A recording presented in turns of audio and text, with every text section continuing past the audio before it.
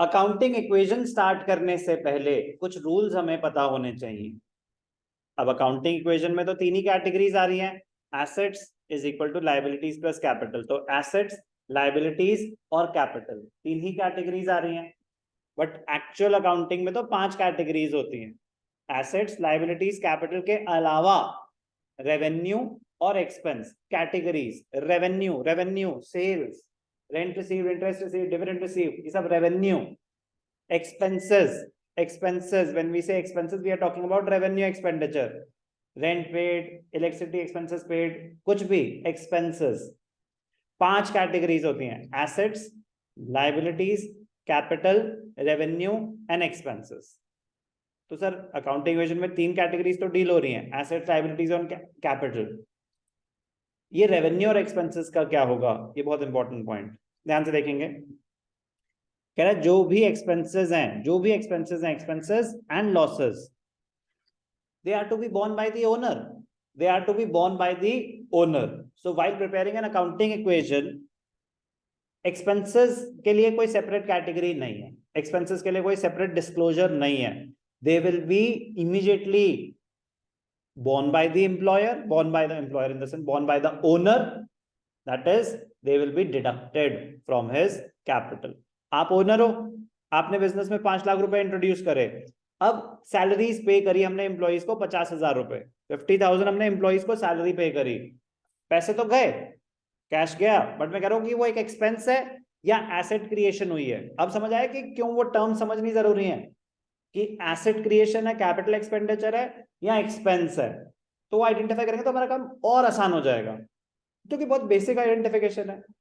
तो salaries paid, is it a capital expenditure और revenue expenditure? Salaries paid capital expenditure और revenue expenditure? Revenue expenditure. तो मतलब वो एक एक्सपेंस है। क्या है वो? एक एक्सपेंस है। एक्सपेंस कौन बेयर करेगा?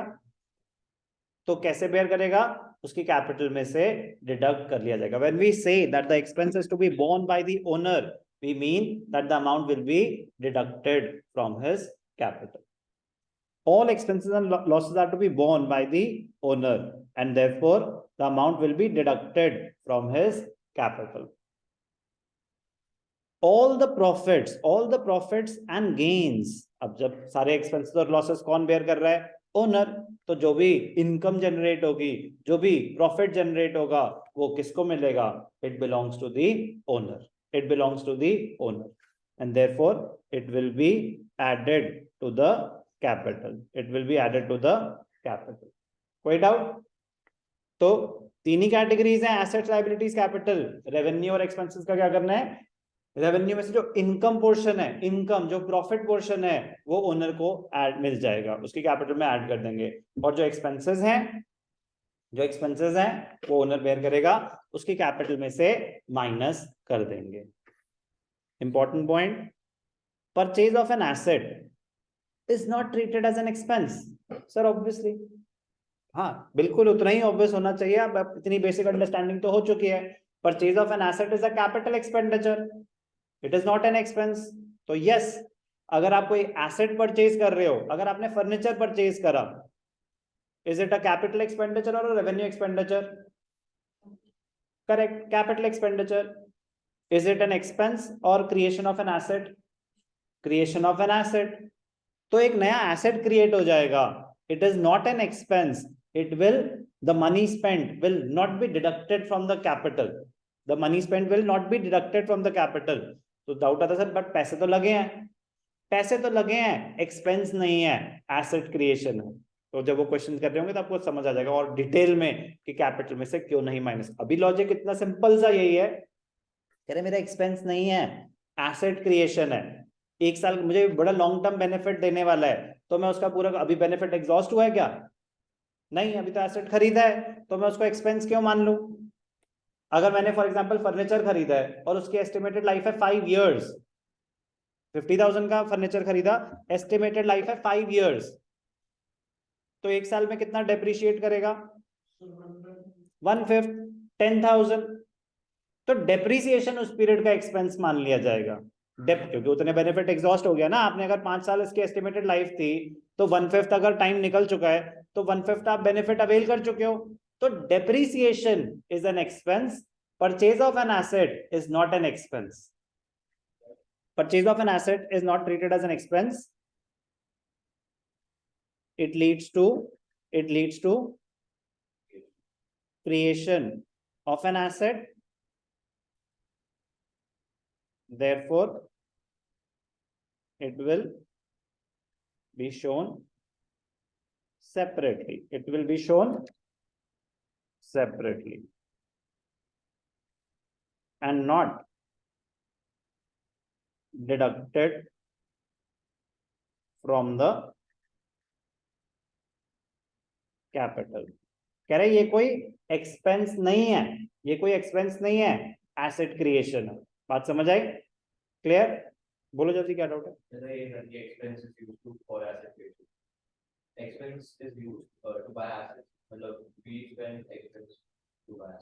ये क्लियर है सबको?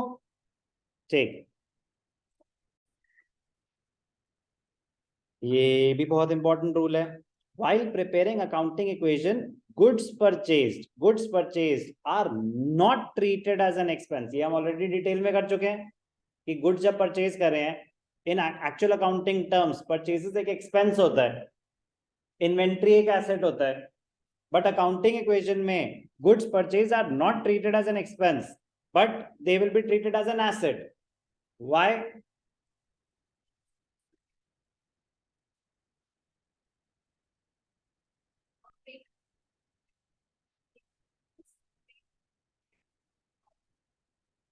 Because while preparing accounting equation, we close the transaction after every we close the equation after every business transaction. So what does that mean? It means every transaction is dealt individually. So what does that mean? It means when you purchase goods, बस खत्म. अब बताओ क्या होगा अगर goods purchase कर रहे हैं, इतनी सी बात बोल रहा हूं, तो बिके तो नहीं है. तो अगर बिके तो नहीं है तो मेरे पास ही पड़े हुए ना, तो they go to the inventory directly. They go to the inventory directly.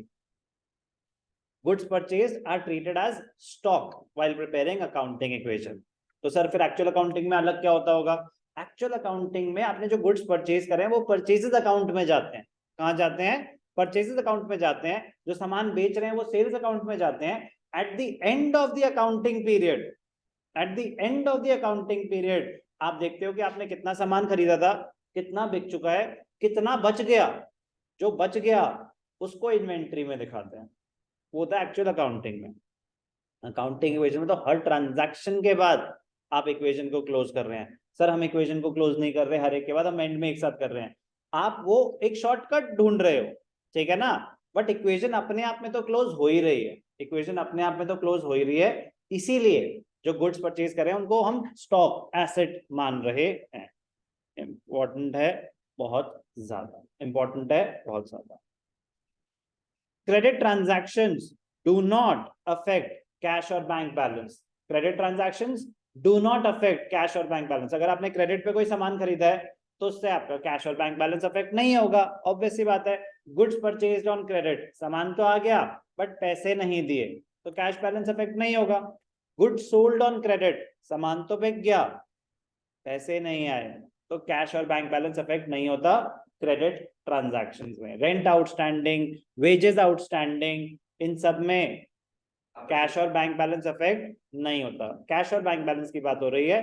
Capital तो ऑब्वियसली अगर एक्सपेंस है तो अफेक्ट होगा ही होगा. पैसे दिए नहीं दिए उससे फर्क नहीं पड़ता. इनकम है तो कैपिटल में ऐड होगा ही होगा. Credit transactions do not affect the cash and bank balance. Excuse me, sir. एक second. Credit transactions do not affect the cash or bank balance, but capital item है या रेवेन्यू आइटम है उससे फर्क नहीं पड़ेगा कि कैश बैलेंस अफेक्ट हो रहा है. कैपिटल आइटम मतलब मैं लोन बोरो करूं या मैं पैसे कमाऊं, पैसा आ रहा है तो मेरा कैश और बैंक बैलेंस बढ़ेगा, पैसा जा रहा है तो मेरा कैश और बैंक बैलेंस कम होगा. If any asset is purchase it will not be treated as a good. ध्यान से देखना बेटा, बहुत इंपॉर्टेंट पॉइंट है। सर ये गुड्स क्या होते हैं? गुड्स होते हैं physical items of trade. Goods होते हैं फिजिकल आइटम्स ऑफ ट्रेड, जो भी सामान आपने खरीदा है बेचने के लिए। सर हमने फर्नीचर लिखा हुआ है, परचेज फर्नीचर 50,000 रुपीज, सिर्फ इतना लिखा हुआ है, ये नहीं बताया कि बेचने के लिए लिया था या ओन यूज के लिए लिया था। तो हमें कैसे पता चलेगा? हमें कैसे पता चलेगा? दिखा ही नहीं है कुछ, सिर्फ लिखा है परचेज फर्नीचर, बताया ही नहीं कि हमारा नेचर ऑफ बिजनेस क्या है।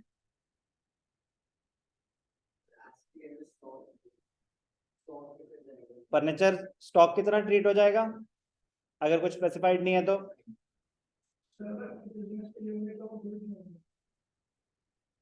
तो नहीं। अगर सिर्फ लिखा है परचेज फर्नीचर 50,000 तो मैं उसको क्या मानूंगा? एसेट मानूंगा, मतलब एक सेपरेट फिक्स्ड एसेट मानूंगा। Correct answer, correct answer. ध्यान से देखेंगे तो यही रूल है कि अगर कोई एसेट परचेज कर रहे हैं, when they say asset they are talking about fixed assets. कोई एसेट परचेज कर रहे हैं, purchase furniture, purchase computer, purchase air conditioner, और स्पेसिफाई नहीं करा कि किस पर्पस के लिए है, तो ये अज्यूम किया जाएगा कि बिजनेस यूज के लिए है, एज एन एसेट। बेचने के लिए नहीं है, पर्सनल यूज के लिए नहीं है, ना तो वो बेचने के लिए है ना पर्सनल यूज के लिए है। लेकिन अगर लिखा होता purchase furniture bye a furniture dealer, तो उन्होंने इंप्लाई कर दिया कि आपका काम ही फर्नीचर खरीद के बेचने का है। तो ये बता रहे हैं, if any asset is purchased it will not be treated as a good or an expense unless it is specifically mentioned, unless it is specifically mentioned। clear? लिखा होगा गुड्स परचेज्ड तो गुड्स माने जाएंगे, लिखा होगा फर्नीचर परचेज्ड और दे रखा है कि फर्नीचर डीलर है तो वो गुड्स माने जाएंगे। कुछ मेंशन नहीं है तो own use, business use, fixed asset. Very very important, very very important. when the name of the business entity is mentioned but it is not specified whether it is a cash transaction or a credit transaction, it will always be treated as a credit transaction। Sir, please explain। When the name of the business entity is mentioned but it is not specified whether it is a cash transaction or a credit transaction, it will always be treated as a credit transaction। Sir, please explain।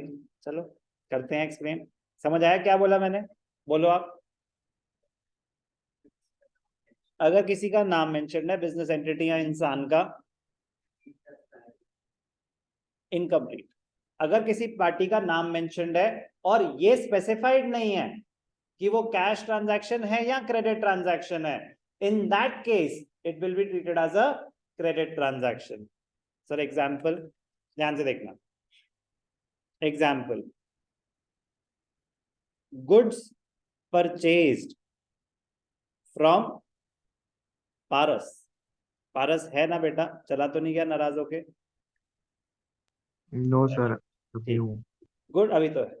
Goods purchase from Paras rupees 15,000। Goods purchase from Paras rupees 15,000।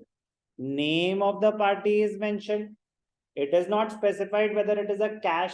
Sir amount तो mentioned है, तो हो सकता है specified हो, I am not sure.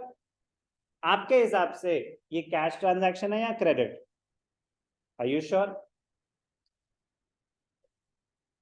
It is a credit transaction, it is a credit transaction. अभी तो बस आइडेंटिफिकेशन की बात हो रही है, ट्रीटमेंट की मैं बात ही नहीं कर रहा।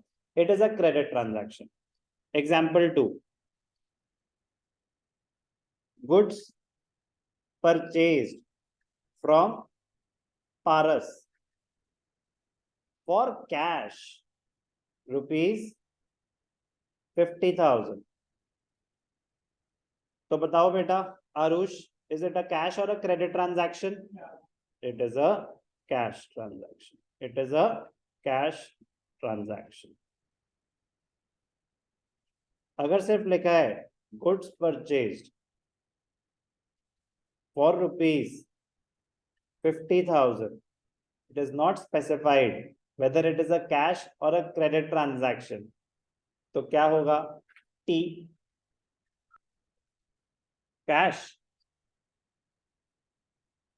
Question है whether it is a cash transaction or a credit transaction. Cash, cash, cash. Sure? Not sure.